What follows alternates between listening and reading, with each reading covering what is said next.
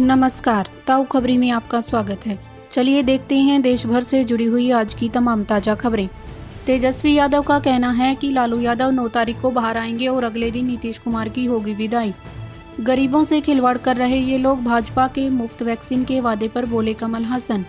गुजरात उपचुनाव में प्रचार करने पहुंची केंद्रीय मंत्री स्मृति ईरानी का कहना है कि किसानों को मोहरा बनाकर फायदा उठाने की कोशिश कर रही है कांग्रेस। वहीं दिल्ली में प्याज 100 रुपये प्रति किलो, मुंबई, चंडीगढ़ समेत दूसरे शहरों में भी लोग बेहाल।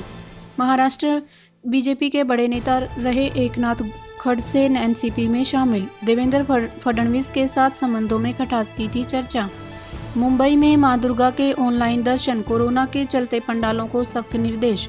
राहुल गांधी का कहना है कि पीएम मोदी प्रवासी मजदूरों को नमन करते हैं लेकिन उनकी मदद नहीं करते।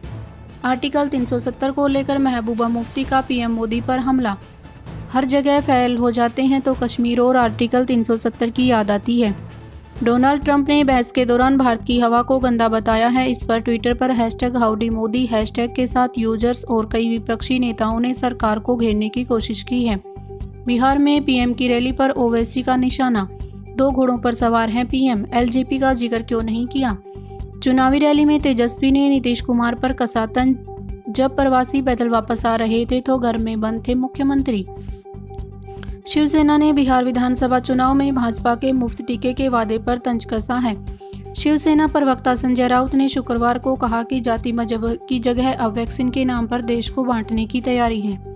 वहीं बिहार में चुनाव रैली में पीएम नरेंद्र मोदी का वार। जम्मू कश्मीर में अनुच्छेद 370 लौटाना चाहता है विपक्ष। प्रधानमंत्री नरेंद्र मोदी ने शुक्रवार को बिहार विधानसभा चुनाव में सासाराम में पहले रैली की। मंच पर नीतीश कुमार की मौजूदगी में उन्होंने विपक्षी दलों पर जोरदार हमला बोला। मोदी ने कहा कि बिहार के भले के लिए वे फिर नीतीश। कंगना रनौत के खिलाफ एक और याचिका, राजद्रोह का केस दर्ज करने की मांग। मुंबई के एक मॉल में लगी आग, 7 वाली इमारत से बाहर निकाले गए 3500 लोग। इलेक्शन कमीशन पहुंचा सुप्रीम कोर्ट, कहा मध्य प्रदेश हाई कोर्ट का शारीरिक रूप से चुनाव प्रचार पर बैन, मतदान प्रक्रिया में दखल। जेएनयू के पूर्व छात्र नेता उमर खालिद ने अदालत से कहा, मुझे एकांत में जैसे कैद कर दिया गया है।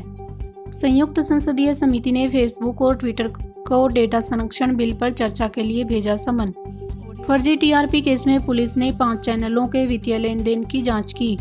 एयर इंडिया की दिल्ली गोवा उड़ान में बृहस्पतिवार को एक यात्री द्वारा विमान में एक आतंकवादी के मौजूद होने का दावा किए जाने पर खलबली मच गई। विमान के हवाई अड्डे पर उतरने के बाद पुलिस ने उसे गिरफ्तार कर लिया। दुनिया के बेहतरीन नियोक्ताओं की फोर्ब्स सूची में एनटीपीसी भारतीय सार्वजनिक उपक्रमों में शीर्ष पर।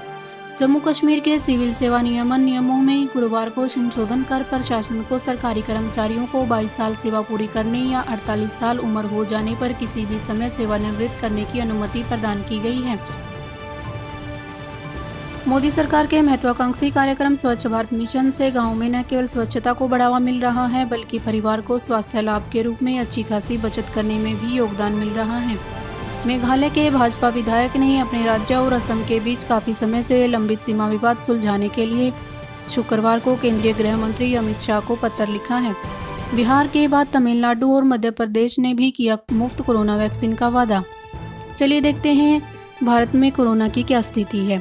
भारत में पिछले 24 घंटे में दर्ज हुए 54,366 नए मामले, 690 लोगों की हो गई है मौत। कोरोना के नए फेलुडा पेपर स्ट्रिप टेस्ट को लेकर आईसीएमआर ने जारी की एडवाइजरी। मैन्युफैक्चरर का दावा है कि इस टेस्ट को करवाने के बाद आरटी-पीसीआर टेस्ट से पुष्टि की कोई ज़रूरत नहीं। इस टेस्ट में जो शख्स पॉजिटिव आएगा उसको पॉजिटिव माना जाएगा और जो शख्स नेगेटिव आएगा उसको नेगेटिव माना जाएगा।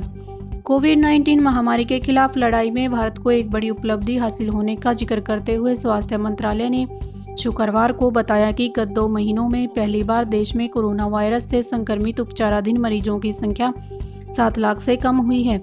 वहीं ठीक होने वाले मरीजों की संख्या 69 लाख के पार हो गई है। मंत्रालय ने कहा कि अब भारत में उपचाराधीन मरीजों के मुकाबले ठीक होने वाले मरीजों की संख्या 10 गुना अधिक है। वहीं दिल्ली में पिछले 24 घंटे में कोरोना के 3,882 नए मामले सामने आए हैं। भारत बायोटेक की कोरोना वैक्सीन को तीसरे फेज के ट्रायल की मिली मंजूरी।